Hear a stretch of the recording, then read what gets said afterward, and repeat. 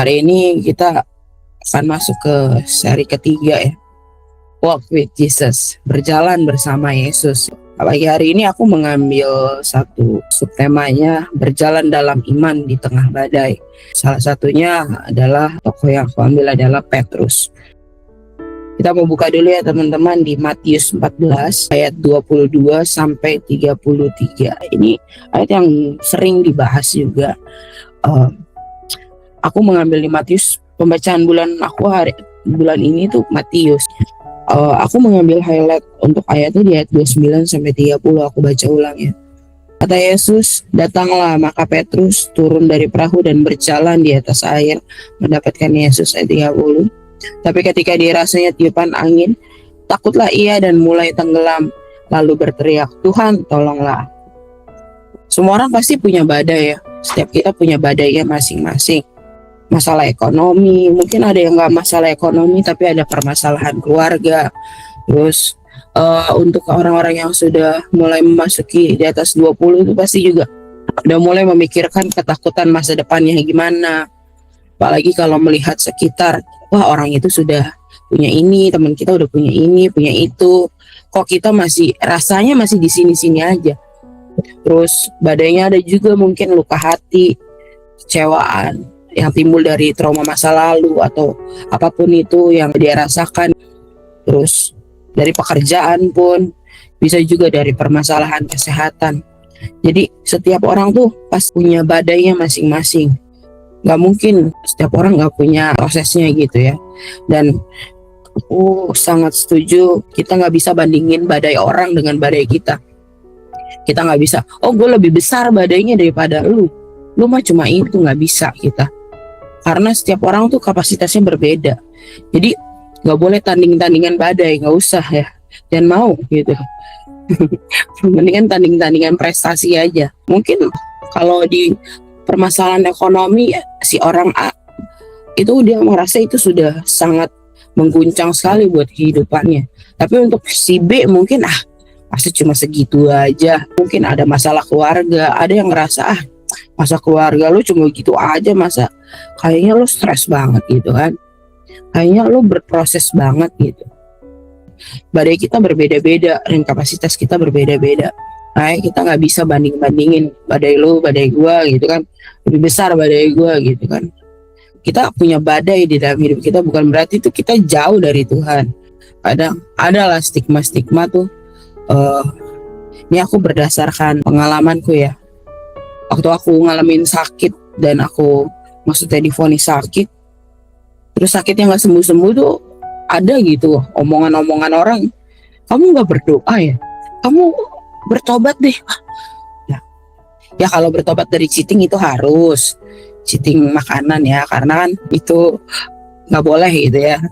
Maksudnya bertobat, datang ke Tuhan gitu ya, berdoa makanya setiap hari gitu. Wah, orang bisa sangat menstigma orang seperti itu saat orang tersebut mengalami proses. Badai itu bukan berarti jauh dari Tuhan, bukan berarti Tuhan jauh ya. Para murid aja yang taat kepada Yesus, yang ada bersama-sama dia, bahkan mengalami badai tersebut. Mereka satu kapal, tapi mereka juga ngalamin badai. Ikut sama Tuhan tuh bukan berarti tanpa masalah.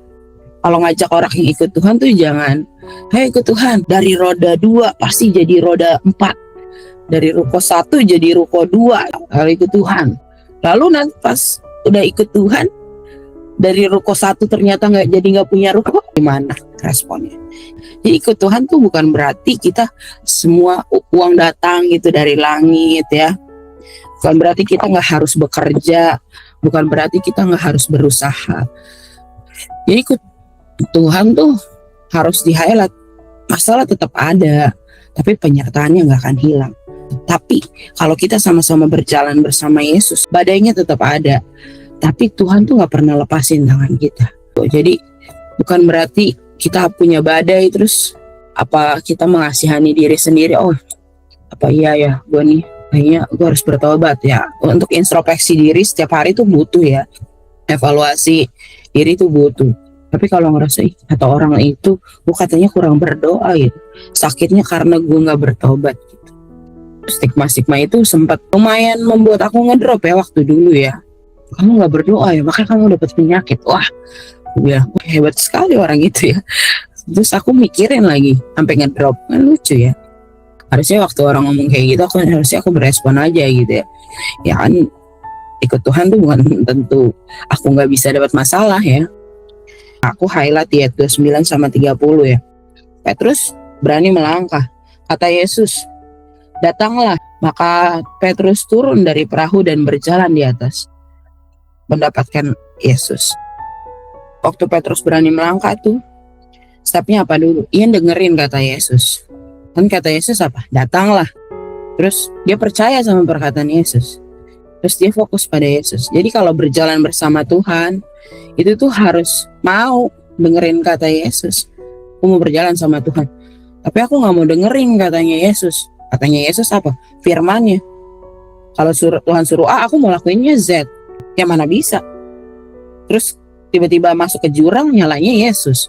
Itu gak bisa, karena kita aja gak mau denger perkataan Yesus. Terus harus percaya sama firmannya, sama perkataan Yesus di dalam firman. Kalau mau berjalan bersama-sama kan harus percaya. Kita bangun hubungan aja dengan seseorang tuh berdasarkan salah satunya adalah kepercayaan, ya kan?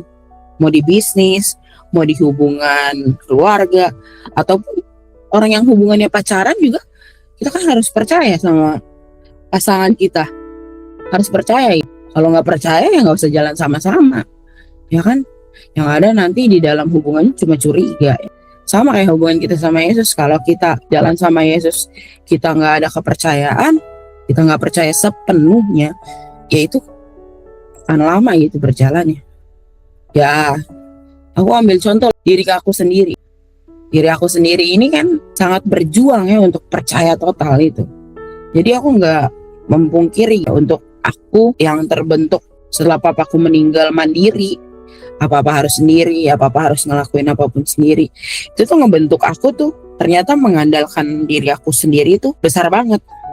Padahal aku selalu bilang aku mau berjalan sama Tuhan.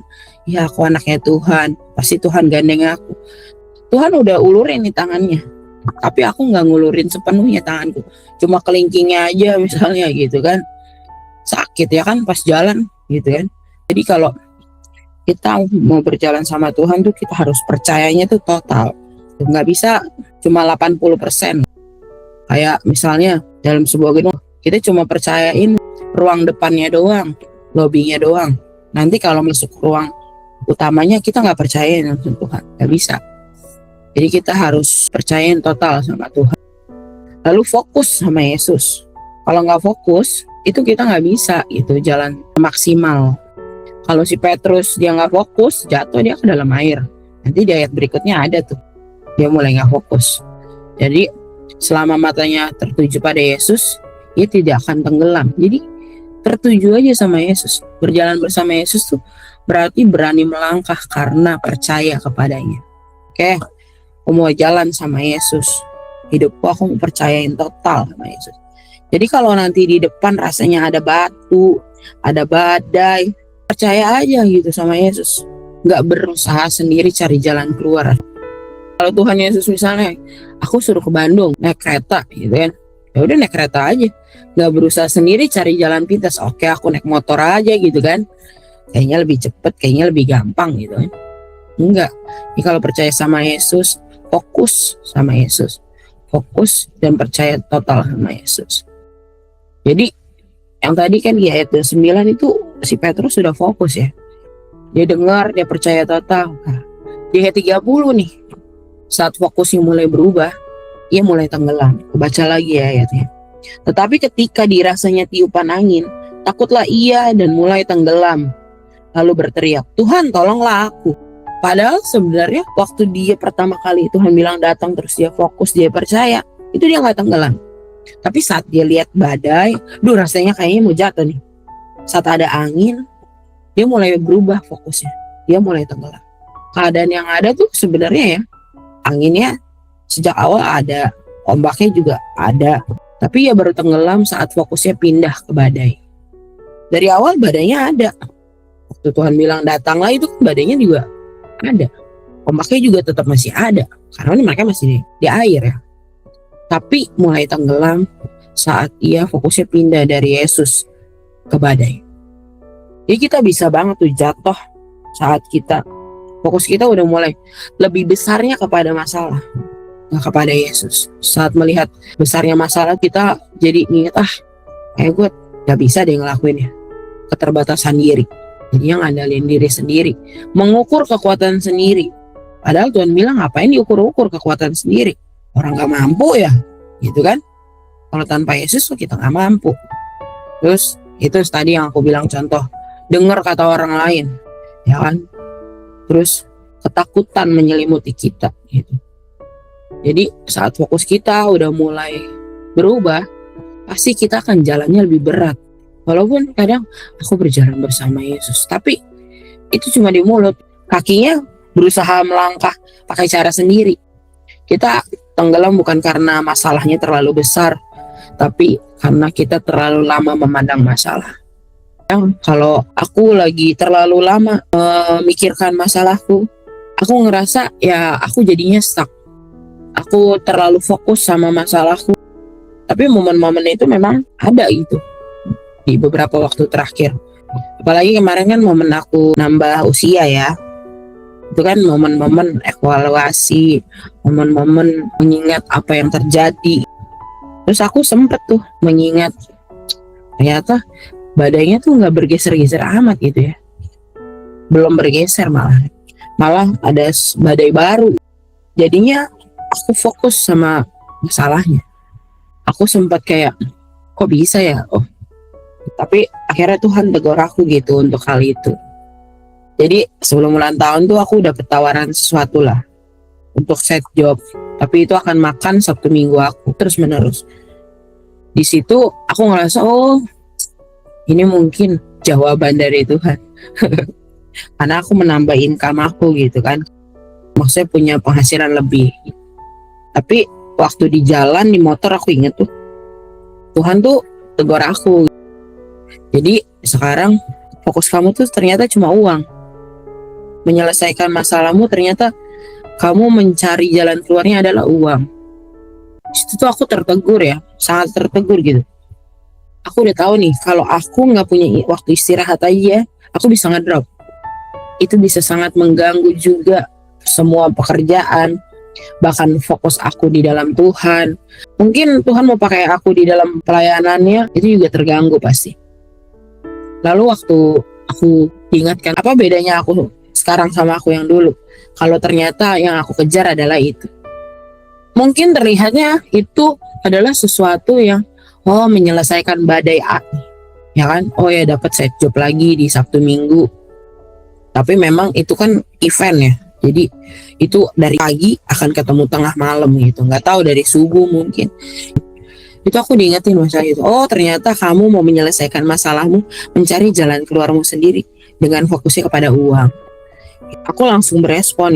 Aku langsung bilang ke temanku, kayaknya aku belum bisa ambil. Mungkin kalau untuk yang sekali-sekali nggak apa-apa, tapi kalau untuk terikat aku nggak bisa ambil dulu. Gitu. Aku mau berusaha berespon gitu. Ternyata jalan satu-satunya bukanlah uang saat ini gitu ya. Aku butuh uang, kita semua butuh uang. Tapi ternyata harusnya fokus aku udah gak begitu.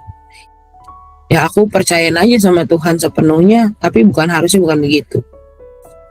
Itu salah satu lah contohnya. Semoga aku komitmen dengan hal itu gitu. Alhamdulillah sama Tuhan kalau aku tuh mau berusaha untuk mengendalikan diriku sendiri. Jadi saat fokus kita mulai berubah, kita akan mulai tenggelam. Mungkin terlihatnya itu adalah sebuah solusi. Tapi waktu berjalannya nanti kalau kita tenggelam, bagaimana? Jadi kita nggak boleh terlalu lama memandang masalah kita. Harusnya Yesuslah lebih besar dibanding masalahnya. Harusnya di depan mata kita tuh Yesus, masalahnya di belakang. Bukan masalahnya di depan baru ngeliat di belakangnya Yesus. Ini harusnya menjadi responnya ya. Belajar beresponnya saat hampir tenggelam, berserulah. Ini di ayat 30b ke 31a. Ketika mulai tenggelam, Petrus berteriak, Tuhan tolonglah. Dan Yesus langsung mengulurkan tangan. Bukan saat udah tenggelam ya, harusnya hampir tenggelam kita udah tahu nih, nggak mampu nih gitu kan. Berserulah sama Tuhan. Dan kita berjalan bersama Tuhan, berseru aja sama Tuhan. Enggak, gue bisa, enggak gitu. Jangan udah tenggelam dulu, susah ntar nyarinya. Kalau orang tenggelam di dalam laut kan itu susah ya carinya ya. Ntar munculnya di mana gitu kan. Jadi jangan tenggelam dulu baru berseru, karena nggak bisa berseru kalau udah tenggelam. Jadi Tuhan tidak menunggu kita untuk sempurna. Jalan sama Tuhan tuh nggak harus sempurna dulu, enggak. Tuhan tidak membiarkan kita sendirian kok. Tuhan juga siap menolong kita saat kita berseru. Jadi kalau saat kita berjalan sama Tuhan, jangan ngerasa aduh kayaknya aku nih belum benar, belum jadi orang yang benar, kayaknya ntar dulu deh, malu gitu. Enggak, Tuhan tuh nggak nunggu kita sempurna. Orang dia yang sempurna, kenapa kita yang harus sempurna?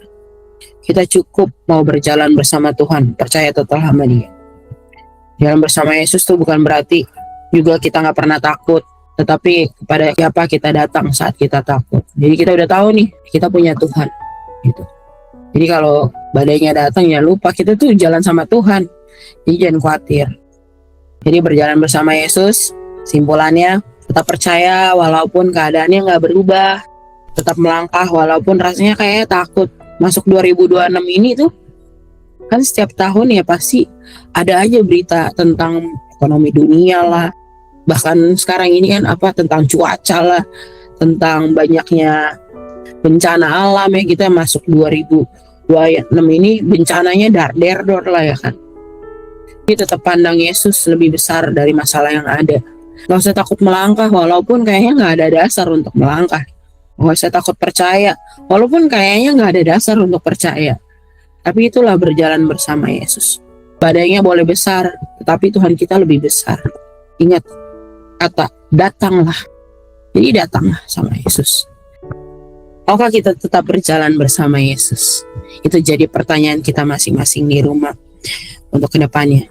Kita mau tetap nggak berjalan bersama Yesus? Apapun yang terjadi, apapun yang lagi kita hadapi hari-hari ini, rasanya mungkin nggak mudah. Kayaknya belum ada kelihatan nih cahaya kecil jalan keluarnya. Tapi apakah kita mau tetap berjalan bersama Yesus? Terima kasih, Tuhan Yesus memberkati kita semua.